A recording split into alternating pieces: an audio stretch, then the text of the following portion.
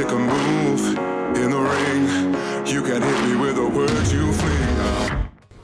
All right, it's Nick Atkin here, South China Morning Post, SCMP, martial arts on the ground in Bangkok, Thailand, at the Impact Arena with the man, the Lion Killer, Garry Tonon. Just got that first round submission win against Johnny Nunez. Gary, how cool was that? Oh, it was awesome, man. Really exciting, especially because I kind of just started working. It's not like I've been doing Kimuras my entire jiu-jitsu career, but there's a specific way to do it off of the fence that I've been working for the last 3 weeks. I kind of came up with it while I was wall wrestling practice, and the Sumigaeshi with the turn worked fucking beautiful.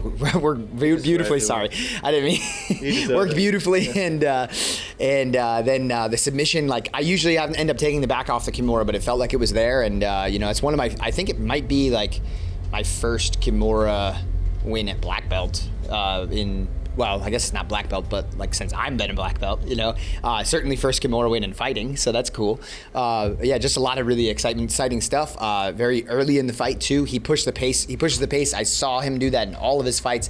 He loves to run in and go and attack. I don't know how he has no fear in his heart like that, but God bless him. And I just had to respond and do my best and deal with it. And I think I dealt with it pretty well. Yeah, I saw he just pushed you right up against the fence straight from the off. What were you thinking then? Just calm, don't worry, we're all good here. Yeah, it's funny because I was just talking with a bunch of my buddies and my cornerman, Yuting, and I was just saying it's interesting how everybody's nervous energy manifests. Everybody has nervous energy. Even the guy that blitzes forward and attacks as soon as the fight starts, that's his nervous energy manifest, right? He's got anxiety about the fight, so he goes, listen, man, I got to run forward and grab this guy and get a hold of him as soon as possible. And that's how I'm going to deal with my anxiety. And for me, it's a little different. I'm okay, I'll relax. I'm going to respond and try to take control over the situation to the best of my ability, but stay relaxed, stay calm, take a few deep breaths. But that's how I'm dealing with my nervous energy and anxiety, especially as he comes forward and attacks me, you know what I mean? And that's the way I chose to deal with it, and that's the way he chose to deal with it, and then you got to move forward from there. And as I started to collect myself a little bit more, I saw some opportunity present itself from the training that I've been doing and the preparation that I had, and it all worked out beautifully. You didn't let go of that thing, did you, as well, the Kimura? It was locked in. He was trying, yeah, but you had it tight. Yeah, that was just there, man. Like I said, Kimura is usually not my number one finish. Usually I use it to take the back, and that's what I was thinking even as it was going in, but there was something about the placement of the hand at the hip, and I just felt, I think I've got this, and it was time, man. I have some training partners to try to get a Kimura behind their back. It's more trouble than it's worth, so it's better to just take their back. But in this case, I felt it starting to slip. I think initially it was I expected him to just spring up and try to pull his arm out, right? But I think he was nervous about getting finished by the Kimura. Then as I started to come on top, maybe I think he was thinking about getting back up, and as he did that, it made opportunity for the arm to come behind the back, which is, when you get the arm behind the hip, then it's pretty much over as long as you pin him down. So loved the promo as well at the end. Talk me through it. I put it out on Twitter. I can't remember. It's something about I am US domination. I will hold their legs. Is that from something you quoted? Yeah. It's a beautiful quote from American Horror Story. I believe the 4th season, if I'm not mistaken. It's really. I think Dandy is the name of the character that says it.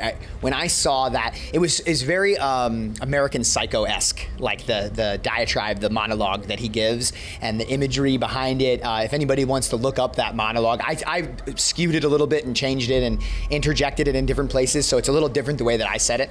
I tried to make it my own to some degree, but it's a really cool thing. So I've been waiting to deliver that line for a long time, actually, probably a couple years since I've seen that. Yeah, I loved it, and you also called out Martin Nguyen, who is fighting, I think, next month, or maybe the month after, I can't remember, against Ilya Freymanov. Would you take Ilya as well, or would you only want Martin, or what's going through your head in terms of other challenges? I mean, Ilya's definitely one of the guys that's in the top and super dangerous. So, I want that fight eventually too. I would imagine there's whether I get the title or he ends up getting the title or we're both in contention or whatever. That guy is not going anywhere. You know what I mean? He's super dangerous. So it's not like I see him getting a string of losses and then all of a sudden disappearing. So that fight's gonna be there whether I want it right away or not. So it really doesn't matter to me, man. If that's the fight they want to make, that's the fight they want to make. Let's do it. And Shamil as well, obviously fighting Martin. If you beat Martin, would you be up for that? There's so many killers now in this featherweight division. Yeah, for sure, man. The reason I selected Martin specifically is because I know we both trained in the States. He had been a very dominant champion for a long time in one. That fight's been kind of floating around for us for a long time. We've been kind of back and forth. I've asked for it before. I got presented it when I was like still training for ADCC, so I couldn't do it. So I just think it's a long time coming. And like I said, we're both from the States, and it would be a card in the States. So that's really the main reason for the call out. There's no like bad blood. There's nothing crazy like that. It's not like I think it's like some amazing matchup for me. I think Martin's super dangerous too in his own ways. You get clipped with one of those overhands. I mean, that's dangerous stuff, man. He hits very, very hard. I'm getting told to wrap up, So shall we just leave it with Garry? Message for everyone: you're back. It's been about a year since we saw you against Tanley. Yes, that must feel good to get that win. It feels absolutely amazing. I can't describe it. I went through a lot this camp, and you always do. There's always like unforeseen challenges, and to get the victory, it feels so great, man. I love to be on the receiving end of that as opposed to the last time versus Than. So, it's a great comeback story for me, I feel, and hopefully we can get a bunch more fights in this year and have similar success, a bunch of times. Thanks, Garry, and enjoy that win. Thank you.